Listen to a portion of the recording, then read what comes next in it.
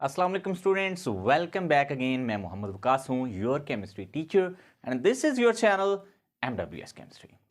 आज का लेक्चर थोड़ा सा पेशेंस रखना होगा, थोड़ी सी वीडियो की लेंथ ज़्यादा हो सकती, लेकिन आज के इस इम्पॉर्टेंट लेक्चर में हम chapter number 1 first year chemistry basic concepts और इसके आज एक्सरसाइज के न्यूमेरिकल्स जो हैं क्वेश्चन नंबर 16, 17, 18, 20, 21 और 22 को डिस्कस करेंगे। मैं बता दूं 16 और 17 इंपेरिकल और मॉलिक्यूलर फॉर्मूला को लेके है, 18 स्टोकियोमेट्री को लेके है, 20 एंड 21 लिमिटिंग रिएक्टेंट्स को लेके है, ठीक है। और जो 22 है that is related to concept of yield. अगर आप ये वीडियो पहली दफा सुन रहे हैं मेरे इस चैनल पे MWS केमिस्ट्री पे, तो आपको चाहिए पहले लेक्चर नंबर 3 को लाजमी सुन लें, ठीक है, क्योंकि ये जो क्वेश्चंस हैं 20, 21, 22, ये लेक्चर नंबर 3 जो है, जिसका मैं लिंक डिस्क्रिप्शन में भी दे देता हूँ, वो आप सुन लें, उसको भी आप देख के आइडिया इन क्वेश्चंस को आसानी से समझ सकते हैं, आपको इजीली समझ आ जाएंगे।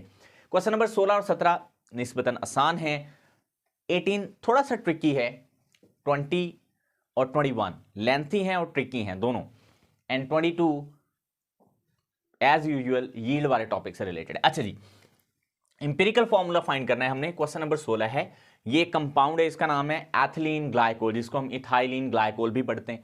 ये एक एंटी फ्रीजिंग एजेंट होता है, यानी फ्रीजिंग ऑफ वाटर, जो फ्रीजिंग पॉइंट ऑफ वाटर है 0 डिग्री सेंटीग्रेड, उसको कम करता है, एंटी फ्रीजिंग एजेंट है, ठीक है।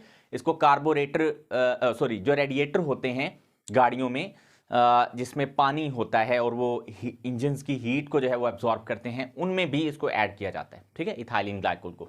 तो कहते हैं इसका आप इंपेरिकल फॉर्मूला फाइंड करें, जबकि ये डाटा आपके पास गिवन है, साथ में इसका ना मोलर मैस भी गिवन है 62.1 ग्राम्स पर मोल, वो मैंने नहीं लिखा, लेकिन उसकी मदद से आप इसका मॉलिक्यूलर फॉर्मूला भी फाइंड कर सकते हैं, ठीक है। एक्स्ट्रा भी वो करवा दूंगा, लेकिन पहले इसको देख लेते हैं। सबसे पहले हम इसके सोल्यूशन की तरफ आते हैं।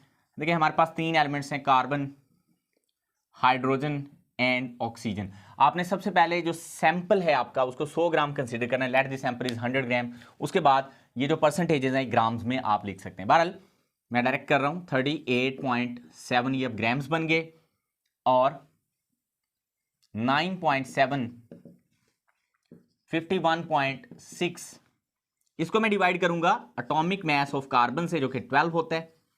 इसको मैं डिवाइड करूंगा हाइड्रोजन की एटॉमिक वेट से, जो 1.008 होता है। 51.6 को मैं डिवाइड करूंगा 16 से, शाबाश।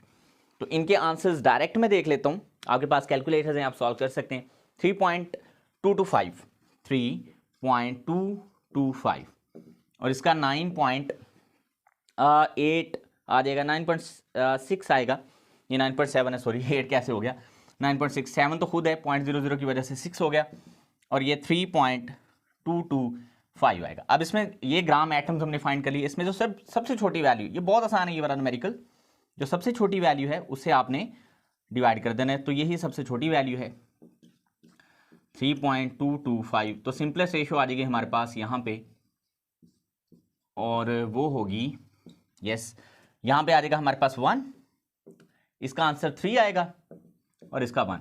तो जो हमारे पास इंपेरिकल फार्मूला बनेगा दैट इज यस CH3O। ये देखें, C एक है, H 3 है और O, तो हमारे पास बना यहाँ पे इसका empirical formula CH3O। This is the empirical formula of ethylene glycol. अच्छा, आपको ना यहाँ, वैसे तो ये न्यूमेरिकल यहाँ पे खत्म हो गया, कुछ एक्स्ट्रा थोड़ा सा बता देता हूँ कि अगर आपको वो कहे कि इसका मॉलिक्यूलर फार्मूला भी निकालो पेपर में, ये भी कह सकता है, तो पहले आप इसका इंपेरिकल फार्मूला मैस निकालोगे। इंपेरिकल फार्मूला मैस वो यहाँ से आ जाएगा, कार्बन 12 एक है, 12 एटॉमिक मैस, 3 हाइड्रोजन का 3.024 बनेगा, एक का इतना होता है ना, तो 3 का इतना हो जाएगा, और ऑक्सीजन हमारे पास 16 होती है, ठीक है। तो जब आप इसको एड ऑन करेंगे 15 31.024 ग्राम पर मोल आ जाएगा इंपेरिकल फार्मूला मैस। और जो हमारे पास मोलर मैस है या मॉलिक्यूलर फार्मूला मैस जो है वो गिवन है 62.1 ग्राम्स पर मोल।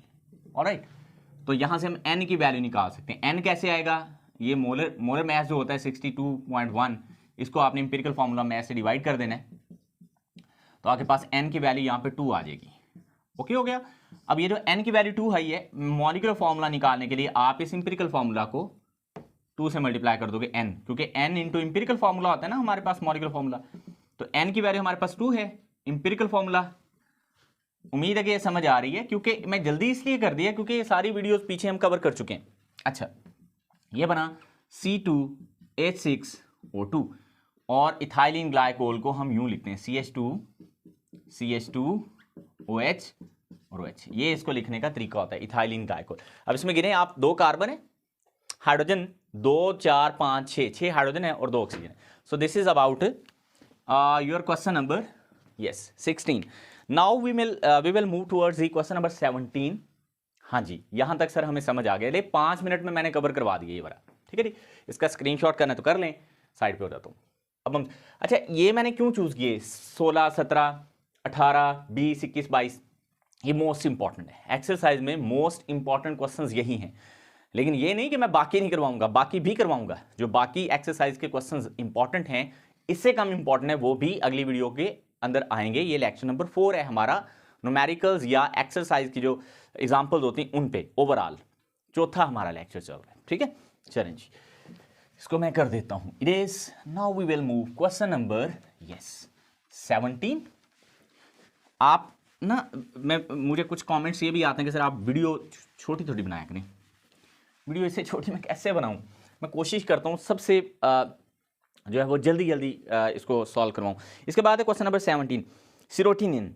सीरोटिनिन जो है इसका मोलर मास उसने दे दिया 176 ग्राम्स पर मोल होता है। ये एक वो कंपाउंड है जो हमारी नर्व इंपल्स को कंट्रोल करता है, एक इंसुलेशन का काम करता है। जो हमारे नर्व इंपल्स हैं, यानी दिमाग से सारा जो हमारे इंपल्स जो होते हैं, न्यूरो सिस्टम जो हमारा होता है, नर्वस सिस्टम जो होता है, उसको ये कंट्रोल करने में हेल्प करता है। सीरोटिनिन जो है हमारे पास एक ऑर्गेनिक कंपाउंड है, इसका मोलर मास उसने बता दिया 176 ग्राम पर मोल है। अच्छा, वो कहते हैं इस कंपाउंड के अंदर जो है कार्बन की जो परसेंटेज है वो 68.2 है, हाइड्रोजन की है 6.86 और हमारे पास नाइट्रोजन इतने परसेंट है और ऑक्सीजन इतने हैं।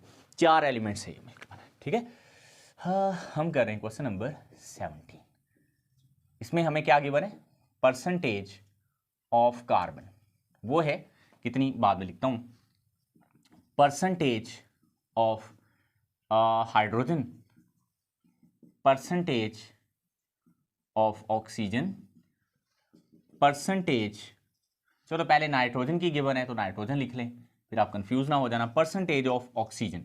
तो कहते हैं आप इसका मॉलिक्यूलर फॉर्मूला है जो फाइंड करें, ये आपने मालूम करना है। और इसका मोलर मास जो है इस कंपाउंड का, सीरोटिनिन का मोलर मास जो है वो कितना है हमारे पास 176 ग्राम्स पर मोल है, बस इतना ही है, 176 ग्राम्स पर मोल। ऑलराइट, तो हमें परसेंटेज ऑफ कार्बन कितनी गिवन है जल्दी से मैं देख देता हूँ, आप मुझे बताते रहे। सर जी ये है 68.2, परसेंटेज ऑफ हाइड्रोजन 6.68 है, 86 है, मुझे भूल जाना है, 68.2 66.68 ऐसे करके ही है, मैं गलत ना लिख दूँ बस, ये है मुझे। अच्छा जी, और 86 ही है, 6.86 है, सॉरी ये गलत होगी थी। अच्छा जी, इसके बाद है हमारे पास नाइट्रोजन की 15.09% और ऑक्सीजन लास्ट पे जो बच गई है इसकी परसेंटेज हमें गिवन है कितनी, यस 9.08%। ये आपने ख्याल से लिख लेना है, ये गलती नहीं करनी, ठीक है, यहाँ पे गलती ना हो। अब इसके सोल्यूशन पे आते हैं। सबसे पहले क्या करेंगे, यहाँ पे लिख लेंगे कार्बन, हाइड्रोजन, अब नाइट्रोजन भी है तो वो भी लिख लें और ऑक्सीजन भी लिख लें। कार्बन के नीचे इसकी परसेंटेज आएगी 68.2, हाइड्रोजन के नीचे आएगी 6.86, नाइट्रोजन के नीचे आएगी 15.09, ये हाइड्रोजन की थोड़ी सी दूर नहीं चलेगी, चलो यहाँ पर लिख लेता हूँ 6.86, ओके। तो यहाँ पे तो ऑक्सीजन की हमारे पास है कितनी है सर, है 9.08, ओके। क्या करना है, इनके एटॉमिक मैसेज इनको डिवाइड कर देना, यहाँ पे कर देता हूँ, वन स्टेप आपको शॉर्ट हो जाएगा। यहाँ पे 12, आपने ऐसे नहीं करना, मैं कर रहा हूँ 008, यहाँ पे है 14 होता है एटॉमिक वेट ऑफ नाइट्रोजन और यहाँ पे 16 आएगा।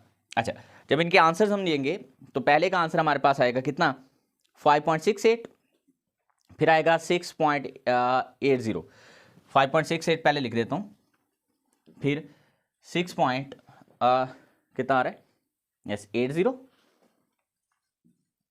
1.08, 1.08 और यहाँ पे आ रहा है 0.5675, 0.5675। अच्छा यहाँ पे ना एक बात समझिएगा आप, मैं तो लिख लेता हूँ देख के, लेकिन आप ये कैलकुलेटर से ही निकालोगे, मतलब ये डिवाइड करोगे 68.2 को 12 से तो ये आंसर आएगा। देखिए इसमें जो सबसे छोटी वैल्यू है, simplest value, let me check, हाँ एक स्टेप मैं यहाँ पे और कर सकता हूँ। सबसे जो सिंपलेस्ट वैल्यू है वो कौन सी है, ये वाली छोटी वैल्यू। तो इससे सबको हम क्या कर देंगे, डिवाइड, ठीक है।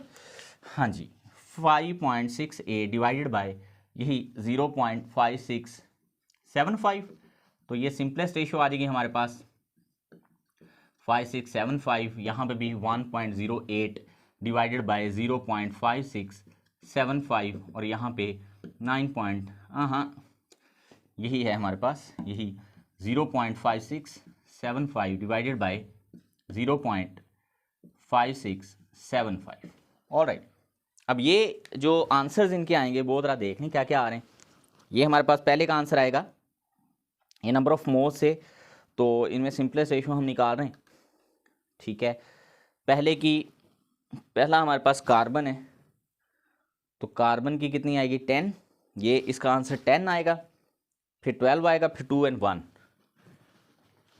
आपने कैलकुलेटर से करना है, ठीक है ना, यस आप कैलकुलेटर से करोगे, मैं तो देख के कर रहा हूँ, जो गिवन डाटा है हमारे पास उसके अकॉर्डिंगली। देखिए कार्बन, हाइड्रोजन, नाइट्रोजन एंड यहाँ पे ऑक्सीजन है। कार्बन ये जब हम तकसीम करेंगे यहाँ पे 10 आ जाएगा, 10, ये जब हम कैलकुलेटर से डिवाइड करेंगे तो ये 12 आ जाएगा, ये हम डिवाइड करेंगे तो 2 आएगा, और ये डिवाइड करेंगे तो ये एग्जैक्टली 1 आएगा। ये तो हमारे पास जो इंपिरिकल फॉर्मूला बना, यस वो बन गया कितना। अब यहाँ पे देखें ये मसला नहीं आएगा यहाँ पे कि वो अगर हो भी ना मसला, मतलब ऐसे आंसर आए 1.99, तो आप उसको अप्रोक्सीमेटली 2 कर सकते हैं, या 1.98 आए कैलकुलेटर से, इससे परेशान नहीं हो जाना, ठीक है। 1.93 भी आ जाए ना तो भी आप उसको 2 लिख सकते हैं, 11.92 आ जाए फिर उसको आप 12 लिख सकते हैं। ये ध्यान रहे, ऐसी वैल्यूज आएंगी तो इससे आपने परेशान नहीं हो जाना। फिर आपके कमेंट्स आएंगे सर वो ऐसे आ रहा है, सर वो ऐसे आ रहा है, तो प्लीज़ बता दें, फिर मैं बजाय कि इतने कमेंट्स का आंसर करूं, ठीक है। कमेंट्स मुझे अच्छे लगते हैं, आप कमेंट्स किया करें, पूछा करें, मुझे बहुत अच्छा लगता है, रिप्लाई करना भी बहुत अच्छा लगता है, मैं कोशिश करता हूँ रिप्लाई करूँ, लेकिन कुछ बातों को आप रिपीटेडली करके देख लिया करें, अगर हो जाए तो ठीक है, अदरवाइज फिर आप मुझसे पूछ सकते हैं। अच्छा अब एम्पिरिकल फॉर्मूले में कार्बन 10 हैं, हाइड्रोजन हमारे पास 12 है, पहले नाइट्रोजन आएंगे, नाइट्रोजन 2 हैं और एक यहाँ पे ऑक्सीजन, ये इसका बन गया एम्पिरिकल फॉर्मूला। अब मोलर मैस हमें गिवन है, पहले एन की वैल्यू निकालनी होगी, उसके लिए मुझे चाहिए एम्पिरिकल फॉर्मूला मैस, इसी में से निकालूंगा। कार्बन 10 है, 10 को 12 से मल्टीप्लाई करें, कार्बन 1 का 12 होता है एटॉमिक मैस, तो मैं डायरेक्ट लिख देता हूं 120 हो जाएगा ये, ठीक है, 12 को 10 से। अब हाइड्रोजन 12 है, 12 को ना आपने ये देखें 12 मल्टीप्लाइज बाय 1.008, ये हाइड्रोजन का एग्जैक्ट एटॉमिक मैस है 1.008। तो ये अगर आप लिखेंगे ना तो फिर आप इसको सॉल्व करेंगे तो थोड़ा बहुत फर्क आएगा, लेकिन आप ऐसे करें इसको राउंड ऑफ करके 1 नहीं कर लें, तो यानी इसको, ठीक है, फिर आसान हो जाएगा। तो ये 12 आ जाएगा, यहाँ पे 12 हाइड्रोजन का, नाइट्रोजन 1 का 14 होता है एटॉमिक मैस, 2 का 28 होगा, यहाँ पे 2 हैं N2 28, एक ऑक्सीजन का 16 होता है। जब आप इसको टोटल करोगे ये भी इतना आ जाएगा ग्राम्स पर मोल। अच्छा अब आपने निकालना है N, और N आपको पता है ऊपर आएगा मॉलिक्यूलर फॉर्मूला मैस, जो कि ये है मोलर मैस 176 ग्राम्स पर मोल, और इंपिरिकल फॉर्मूला मैस को नीचे लिखना होता है, तो answer will be equal to कितना 1। तो N की वैल्यू कितनी आ गई 1। जब भी किसी कंपाउंड के मॉलिक्यूलर फार्मूला को मालूम करते हुए N की वैल्यू 1 आ जाए तो उस कंपाउंड का जो इंपिरिकल फार्मूला होता है वही इसका मॉलिक्यूलर फार्मूला होता है। कैसे, देखिए जब हमने मॉलिक्यूलर फार्मूला फाइंड करना है, मॉलिक्यूलर फार्मूला, तो उसके लिए हम लिखेंगे N multiplies by empirical formula. Yes sir यही लिखेंगे, शाबाश। जब ये लिखेंगे तो फिर हमारे पास N की जो वैल्यू है वो 1 है, और इंपिरिकल फार्मूला हमारे पास है C10 H12 N2 1, तो मैं पहले ऑक्सीजन लिख लेता हूँ N2 और O, तो ये जब 1 से मल्टीप्लाई होगा यही रह जाएगा C10 है ना H12 N2O. So this is the molecular as well as empirical formula of your given compound which is called serotonin. ठीक है, one of the compound which control nerve impulse. Okay जी, ये दो न्यूमेरिकल्स मैंने solve करवा दिए within 15 minutes. Now we will move our question number 18.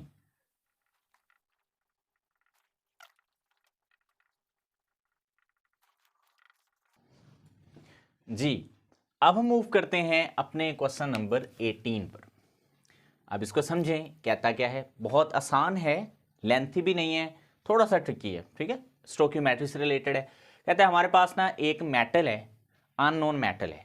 ठीक है, और उसका मैस है 3.12 ग्राम. वो सल्फर के 2.88 ग्राम से मुकम्मल रिएक्ट करती है और उससे एक कंपाउंड बनता है M2S3.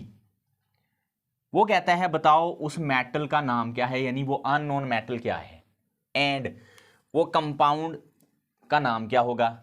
वो कंपाउंड का नाम हमें फौरन पता चल जाएगा अगर हमें मेटल का पता चल जाएगा. ठीक है, तो इट मींस असल काम हमने नेम ऑफ मेटल या जो मेटल का हमें एटॉमिक मास है, चूंकि ये एलिमेंट होगी मेटल, तो इसका अगर हमें एटॉमिक मास पता चल जाए या मोलर मास जिसको हम कह सकते हैं, वो अगर पता चल जाए तो हमें मेटल का नेम भी पता चल जाएगा और हमें कंपाउंड का नेम भी पता चल जाएगा.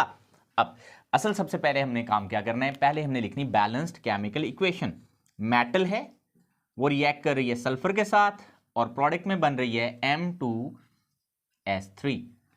अब देखिए मेटल के साथ दो हैं, इधर मेटल एक है, इसको 2 मोल से 2 से मल्टीप्लाई करेंगे, सल्फर को हम 3 से मल्टीप्लाई करेंगे. बैलेंस्ड केमिकल इक्वेशन हमारी बन गई. अब अगला काम आपने ये करना है, आपको सल्फर का तो पता है, इसका एटॉमिक मास भी पता है, तो इसका मतलब इसके नंबर ऑफ मोल्स सल्फर के हम निकाल सकते हैं. मेटल के नंबर ऑफ मोल्स हम कैलकुलेट नहीं कर सकते क्योंकि मेटल का हमें पता ही नहीं है जिसका हमें एटॉमिक मास पता हो, जिससे हम नंबर ऑफ मोल्स कैलकुलेट करें. तो इसका मतलब यहां पे हम सल्फर के नंबर ऑफ मोल्स को कैलकुलेट कर सकते हैं. तो हम क्या करेंगे, हम लिखेंगे number of moles of sulphur. तो ये क्या होगा, गिवन मास हमारे पास है 2.88 और इसका एटॉमिक मास 32 होता है सल्फर का. फास्फोरस का 31 होता है और सल्फर का एटॉमिक वेट 32 होता है. तो इसके जो नंबर ऑफ मोल्स आएंगे 2.88 को जब हम डिवाइड करेंगे 32 से 0.09 मोल्स आ जाएंगे, 0.09 मोल.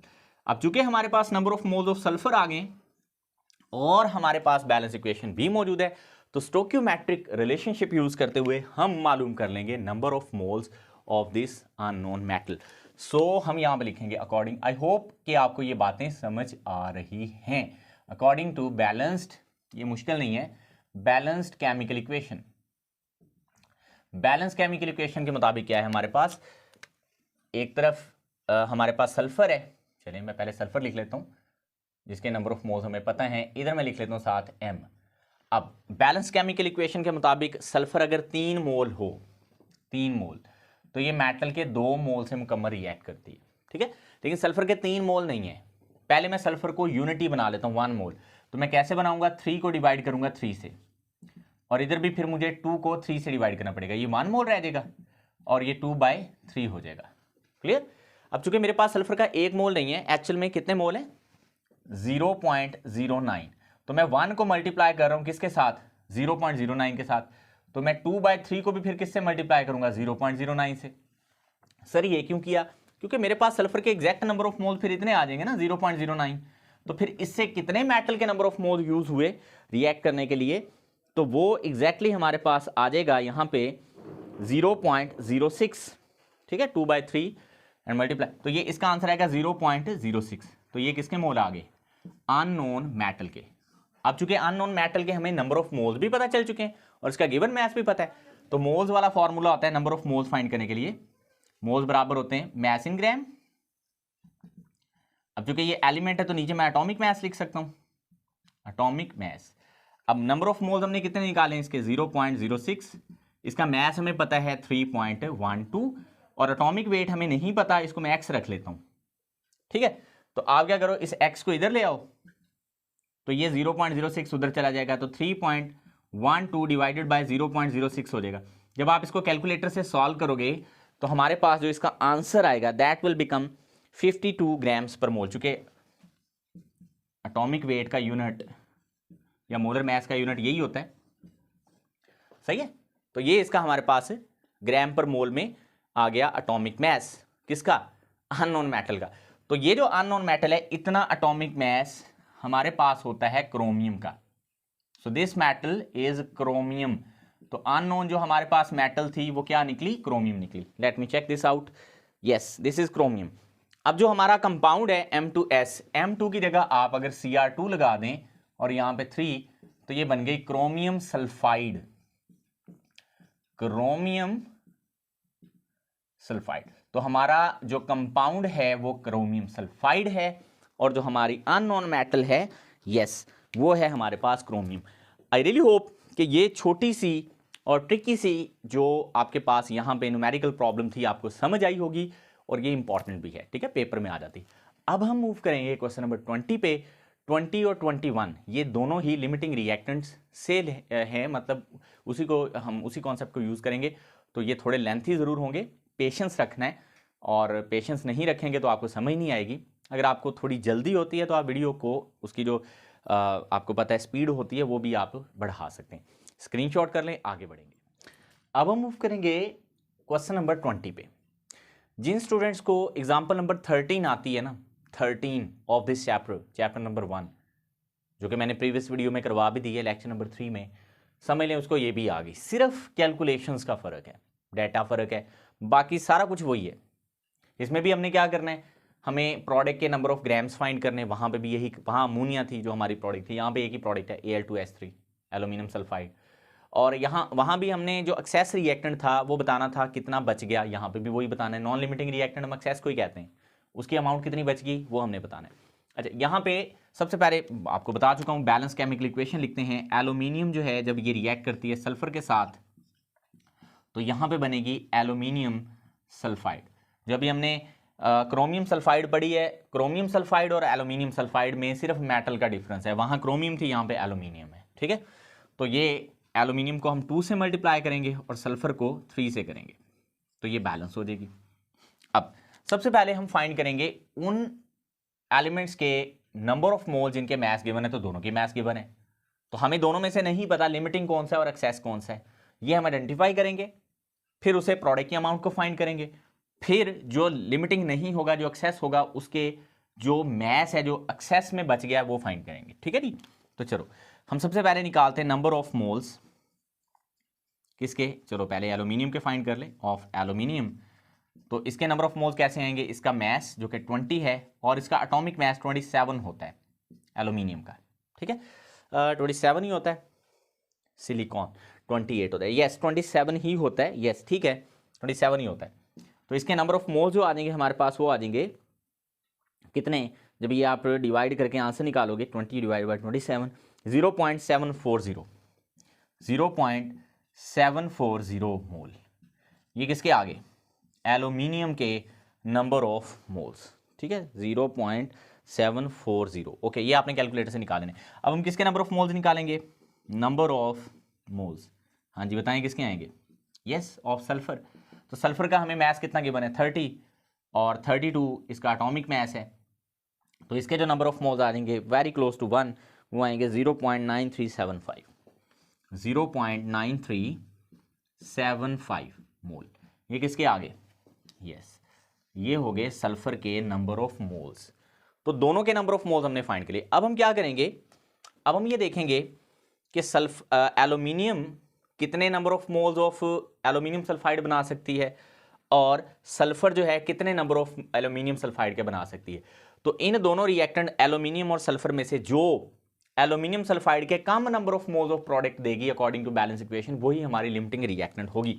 सो let this check out by using balance chemical equation according to balanced chemical equation, ठीक है।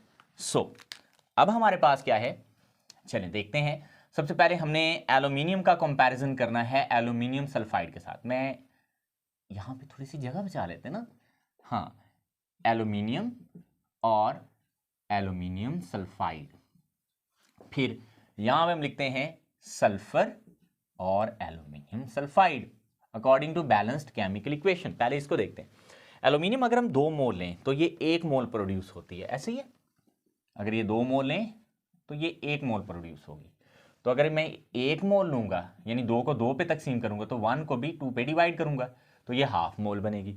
इसका 1 मोल लूँगा ये हाफ मोल बनेगी, लेकिन ये 1 मोल नहीं ली हमने, इसके एग्जैक्ट नंबर ऑफ मोल आए हैं 0.740। तो 1/2 को मैं मल्टीप्लाई कर दूंगा 0.740, समझ आई। तो इसका मतलब अगर ये इतने मोल्स होंगे तो फिर एल्यूमिनियम सल्फाइड के कितने नंबर ऑफ मोल्स बन सकते हैं, तो ये आ जाएंगे, हाँ जी, ये आ जाएंगे 0.37 मोल। ऑलराइट, तो इतने नंबर ऑफ मोल्स बना सकते हैं अगर एल्यूमिनियम के 0.740 मोल्स होंगे। ये कंपैरिजन हुआ एल्यूमिनियम और एल्यूमिनियम सल्फाइड का। अब हम सल्फर और एल्यूमिनियम सल्फाइड को देख लेते हैं। देखें, सल्फर अगर हमारे पास 3 मोल हो अकॉर्डिंग टू बैलेंस इक्वेशन, तो हमारे पास एल्यूमिनियम सल्फाइड 1 मोल बनेगी, 1 मोल। तो अगर ये 1 मोल होगी तो ये 1/3 बनेगी, क्योंकि मैं 3 को 3 पे तकसीम किया तो 1 आया ना, तो इधर भी 1 को 3 से ही डिवाइड करूंगा तो 1/3। लेकिन इसके 1 मोल नहीं है, इसके थे 0.9375। तो 1/3 को भी मैं इसी से मल्टीप्लाई कर देता हूँ, 0.9375। यहाँ तक नजर आ रहा है, बाहर ही ना चला, हाँ ठीक है, यहाँ तक तो एग्जैक्टली नजर आ रहा है। ओके, अगर ये इतने हों 0.9375 तो हमें ये कितने नंबर ऑफ मोल्स मिल सकते हैं, तो ये मिल सकते हैं हमें जी 0.315। कितने? 0.315 मोल्स, 0.3125 है, सॉरी 25 ही है, ओके 25 है मोल्स, ये मिल सकते हैं हमें।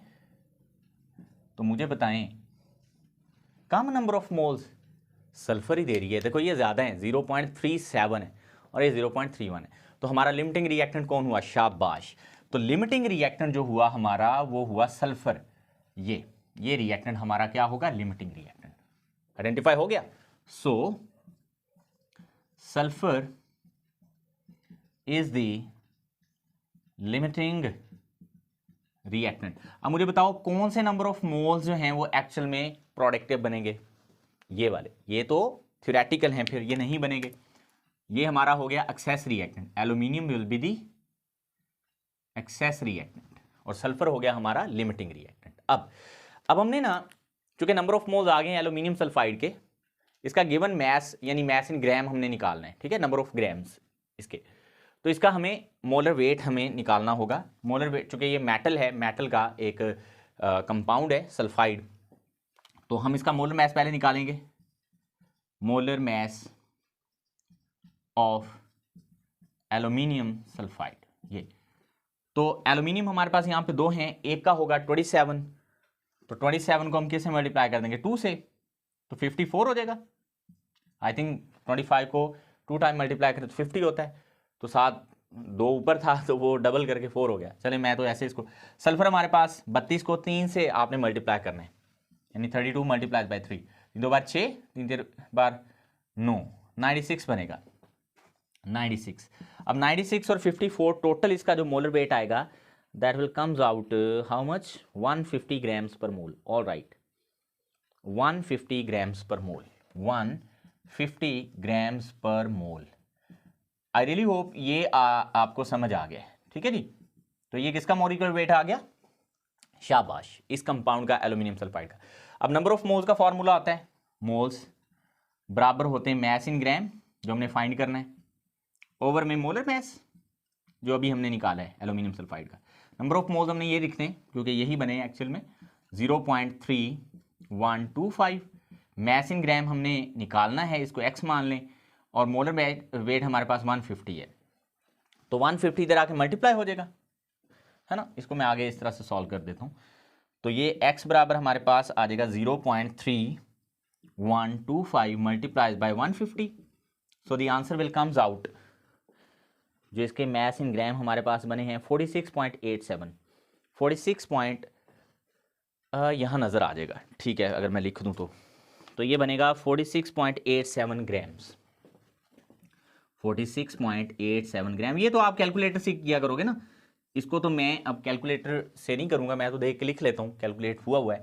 तो ये हमारे पास 46.87 ग्राम हमारे पास बन गया एल्यूमिनियम सल्फाइड का जो वेट यहाँ पे प्रोड्यूस होगा। अब जो अगला काम हमने करना है, यहाँ तक आप इसका स्क्रीनशॉट ले लें क्योंकि मैं इरेज करूंगा।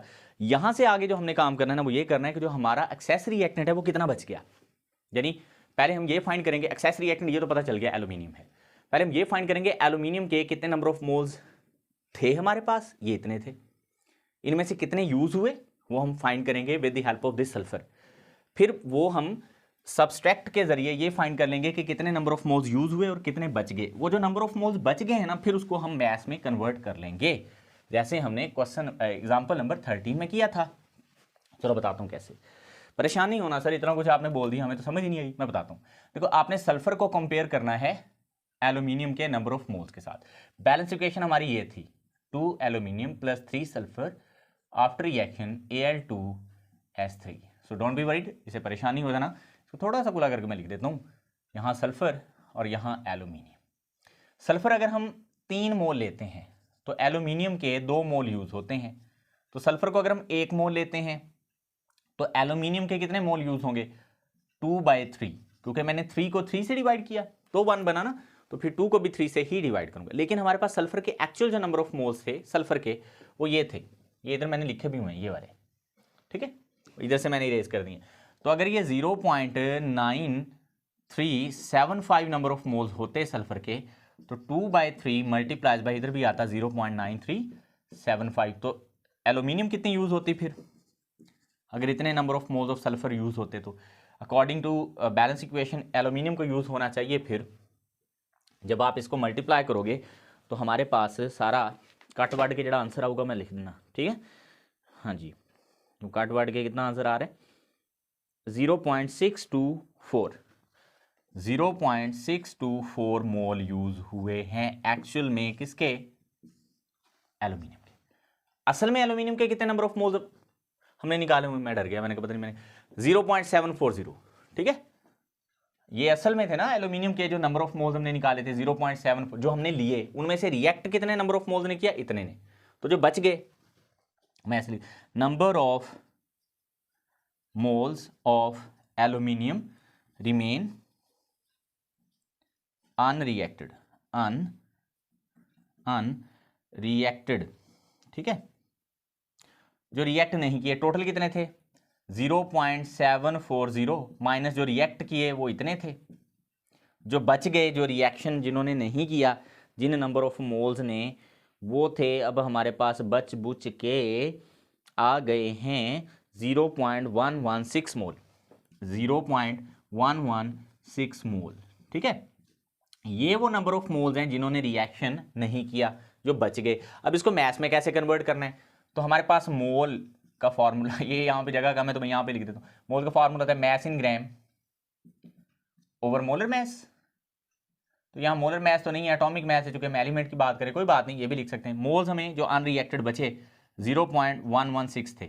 मैस इन ग्राम यानी जितना ग्राम बचा अनरिएक्टेड वो हमने निकालना है। मोलर वेट आपको पता है एल्यूमिनियम का एटॉमिक वेट 27 होता है, तो 27 को लाके इस साइड पे आप मल्टीप्लाई कर दें तो x बराबर आ जाएगा 27 मल्टीप्लाइज बाय 0.116। तो 27 को जब 1.116 से मल्टीप्लाई करोगे दैट विल बिकम्स कितना आ रहा है, 3.12 ग्राम्स, ठीक है जी। 3 हैं इतना आ रहा है 3.132 ग्राम्स, ओके 3.132 ग्राम्स। ये वो मैस है जो किसका बच गया है, यस एल्यूमिनियम का बच गया है, ठीक है, अनरिएक्टेड रहा है। टोटल एल्यूमिनियम हमने कितना लिया था, चलिए मुझे याद करने दें। एल्यूमिनियम का टोटल वेट हमने लिया था 20 ग्राम। तो 20 में से तकरीबन मैं रफ कैलकुलेशन अगर करूँ 27 ग्राम के करीब रिएक्ट कर गया, या 26.9 ग्राम जो है वो रिएक्ट कर गया, और इतने ग्राम जो है वो रिएक्ट नहीं किया, ये एक्सेस में बच गया। So that's it about your question number 20। अरे 21 है वो भी इसी तरह का है, ठीक है, हाइड्रोजीन और फला वो मैं करवाता हूँ आपको। ये वीडियो तकरीबन 12 मिनट से ऊपर चली गई है।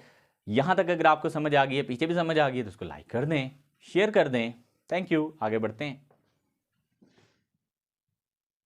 पहली बात तो आपने घबराना नहीं है, ठीक है, ये नहीं घबराना देख के।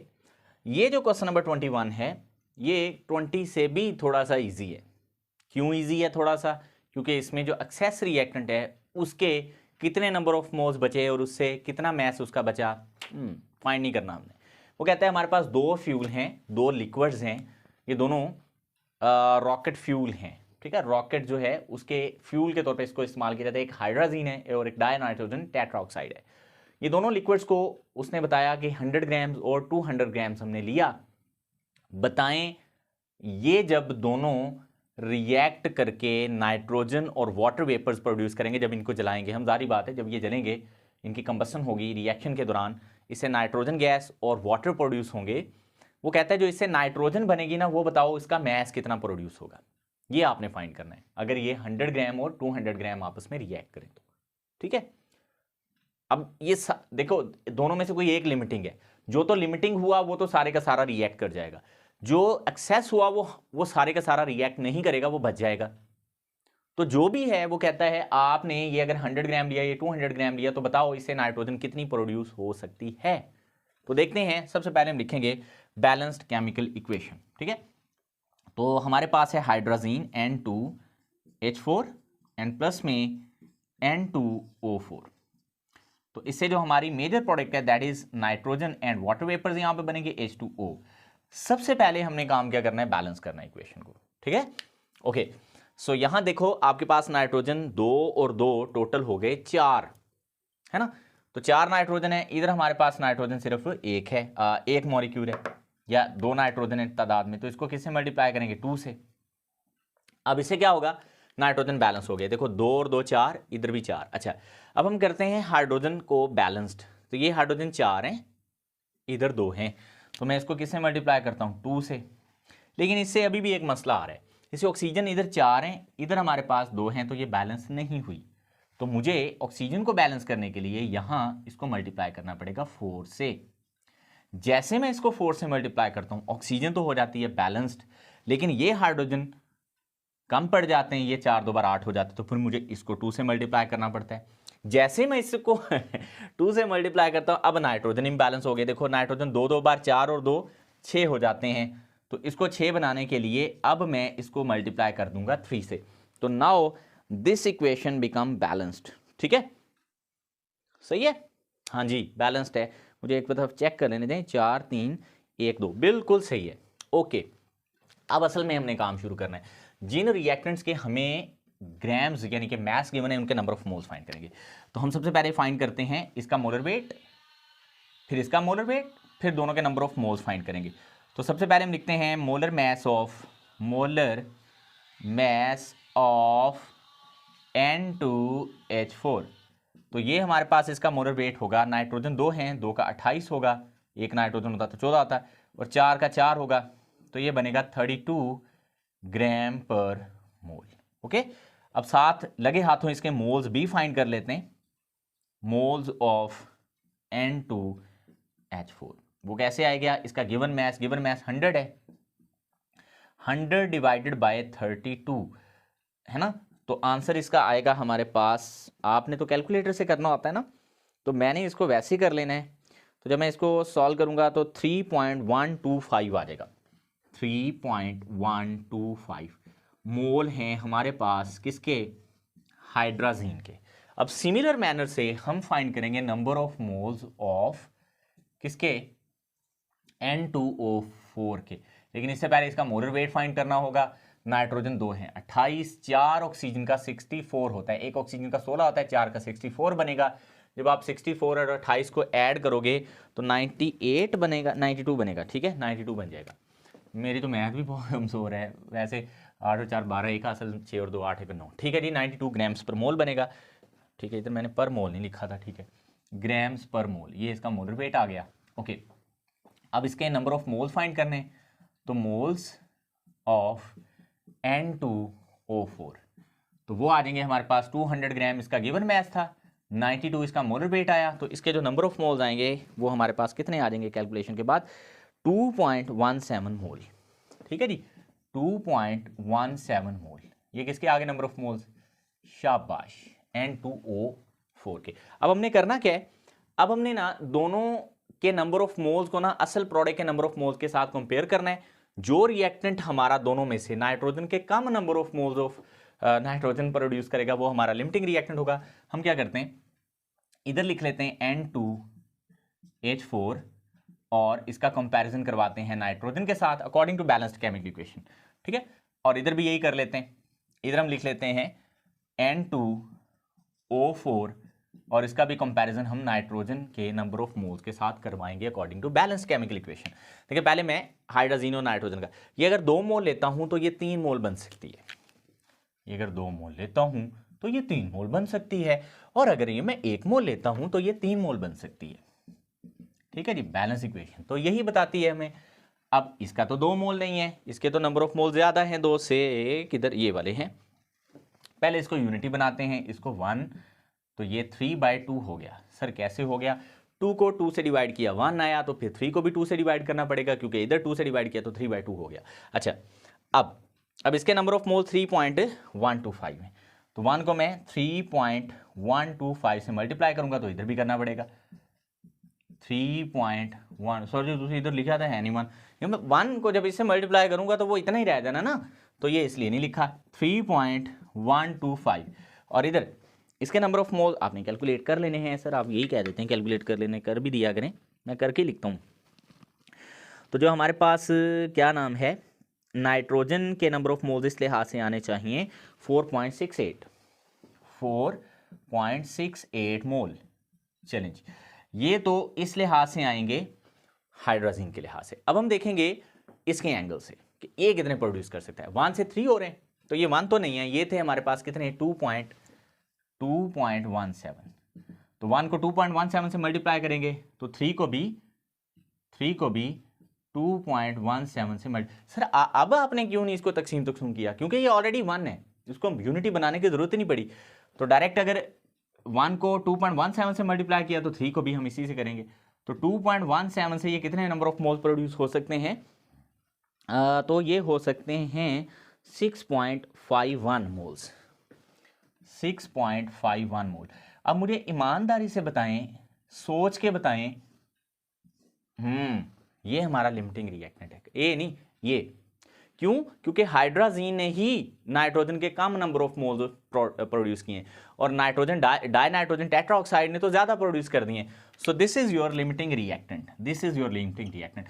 सो the actual number of moles which can be produce in this reaction are these, not these, ठीक है। सो इन नंबर ऑफ मोल्स को यूज करते हुए हम नाइट्रोजन का मास फाइंड करेंगे। तो नाइट्रोजन का हमें मॉलिक्यूलर वेट पता है, नाइट्रोजन मॉलिक्यूल है, तो हम मोल्स फाइंड करना चाहते हैं, सॉरी हमारे पास मास फाइंड हमने करना है। मोल्स का फार्मूला होता है मास इन ग्राम ओवर में मोलर मास। तो मोल्स हमने निकाल लिए हैं, ये वाले यूज होंगे 4.68। मास इन ग्राम हमने फाइंड करना है नाइट्रोजन का, ये नाइट्रोजन के लिए कर रहा हूं। और नाइट्रोजन का जो मोलर मास है यानी मॉलिक्यूलर मास, एक नाइट्रोजन का 14 होता है, 2 का 28 होगा, ये 28। तो यहां से हम कैलकुलेट करेंगे x is equal to 28 multiplies by 4.68। तो जब हम इन दोनों को मल्टीप्लाई करेंगे तो हमारे पास आंसर आ जाएगा 131.04 ग्राम।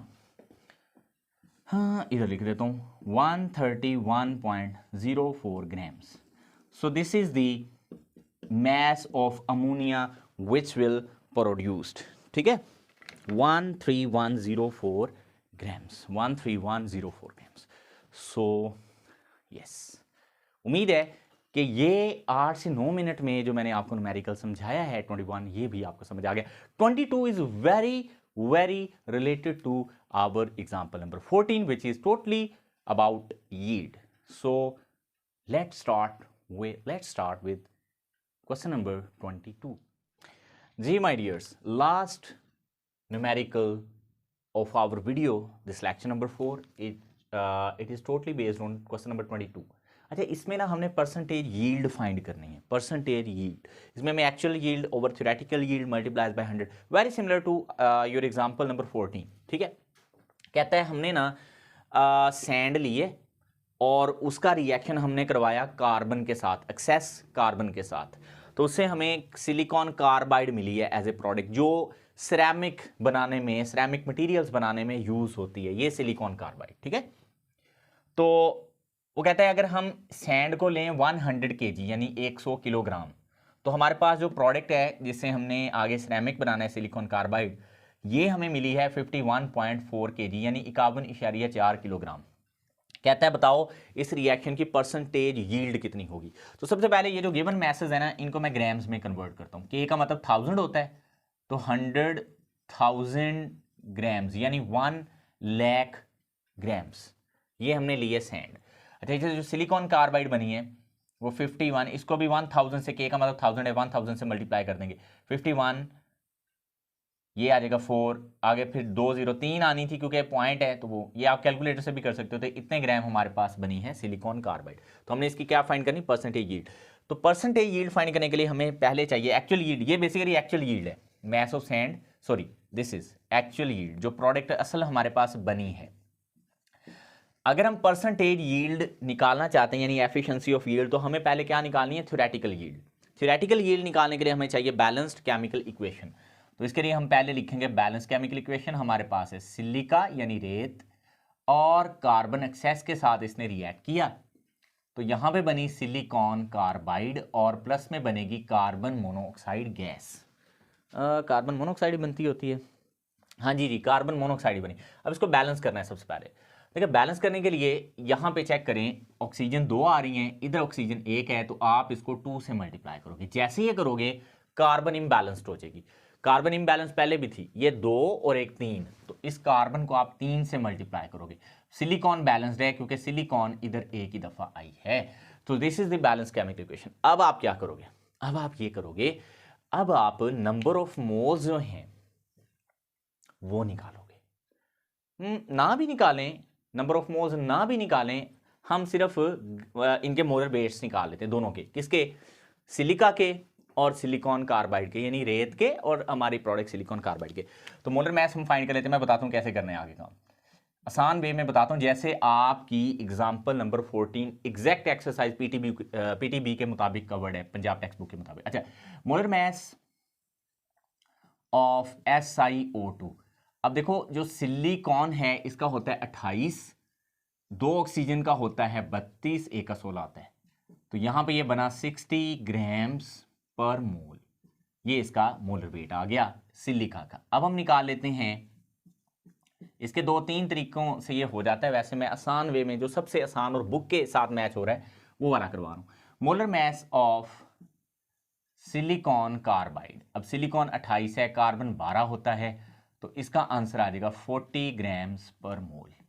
अब हम लिखेंगे according to balanced chemical equation, वही बात जैसे हमने एग्जांपल नंबर 14 में लिखी थी, according to balanced chemical equation. ठीक है, बैलेंस केमिकल इक्वेशन के मुताबिक क्या है, वो ये है कि अगर हमारे पास SiO2 के नंबर ऑफ मोल्स का कंपैरिजन हम सिलिकॉन कार्बाइड के साथ करें तो बैलेंस इक्वेशन के मुताबिक क्या बनता है। देखें, अगर ये हम 1 मोल लेते हैं तो प्रोडक्ट भी 1 मोल बनती है ना, ये भी 1 मोल बनेगी। अब इसका 1 मोल कितने ग्राम के बराबर है वो हमें इसके मोलर वेट से पता चल जाएगा। तो इसका 1 मोल कितने ग्राम के बराबर है, 60 ग्राम्स के बराबर। तो मैं लिख सकता हूं इसकी जगह 60 ग्राम्स, एग्जैक्टली लिख सकता हूं क्योंकि 1 मोल है 60 ग्राम्स। और सिलिकॉन कार्बाइड का 1 मोल कितना है, वो है 40 ग्राम्स। लेकिन हमने ये सिलिका जो है वो 60 ग्राम नहीं लिया, ये हमने लिया है 100 ग्राम, 100,000 ग्राम्स यानी 1 लाख ग्राम। तो पहले इसको 1 ग्राम बना लें। 1 ग्राम अगर लेंगे तो ये बनेगा 40 डिवाइडेड बाय 60 ग्राम। ये समझ रही बात, इधर भी मैंने 60 को 60 पे डिवाइड किया तो 40 को भी 60 पे, तो ये 1 नहीं है, हमने 1 लाख लेना है तो 100,000 ग्राम। तो इधर भी 40 डिवाइडेड बाय 60 को मैं किससे मल्टीप्लाई कर दूंगा, 1 लाख से। ये लें जी, जब आप इसको सॉल्व करोगे तो ये जो यील्ड आएगी ना हमारे पास सिलिकॉन कार्बाइड की, ये वाली, ये थ्योरेटिकल यील्ड होगी जो हमें चाहिए थी। तो जब आप इसको सॉल्व करोगे तो इसका आंसर 5 × 6 आएगा, 1 2 3 4 5, ठीक है, पॉइंट फिर ये इस तरह 6 ही रहेगा। तो इतने ग्राम जो हैं वो हम अकॉर्डिंग टू बैलेंस इक्वेशन ले सकते थे सिलिकॉन कार्बाइड के, लेकिन एक्चुअल में हमें इतने मिले हैं। तो अब हमने क्या करना है, एक्चुअल यील्ड हमारे पास क्या है, यहां मैं लिखता हूं 51,400 ग्राम्स। थ्योरेटिकल यील्ड हमने कैलकुलेट की है ये, और मल्टीप्लाइज बाय 100, तो इसका आंसर जो आएगा वो आप कैलकुलेटर से निकाल लेना, तकरीबन 77% आएगा। So this reaction is 77% efficient and we have lost the product in this reaction according to this numerical will be 23%। तो 23% का यहाँ पे हमें लॉस है। अगर आप क्वेश्चन नंबर 14 एग्जाम्पल नंबर 14 देखें तो वहाँ पे सिर्फ 0.8% का शायद लॉस था, बहुत कम लॉस था। यहाँ पे थोड़ा ज़्यादा लॉस है। बाय द वे जो भी है, जितना भी लॉस है, हमें तो इस वीडियो को देखने के बाद प्रॉफिट ही प्रॉफिट है in sense of our knowledge. I hope कि ऐसा है। So keep doing your best and best wishes for your exams and best wishes in numericals के लिए अगर ये एग्जाम में आते हैं तो। और मेरा भी ख्याल रखें और अपने चैनल का भी, MWS केमिस्ट्री का भी कैसे ख्याल रख सकते हैं, आप इसको लाइक कर सकते हैं, इसको शेयर कर सकते हैं और अपने फ्रेंड्स को बता सकते हैं जिनको इसकी ज़रूरत है। Thank you so much. अल्लाह हाफिज़।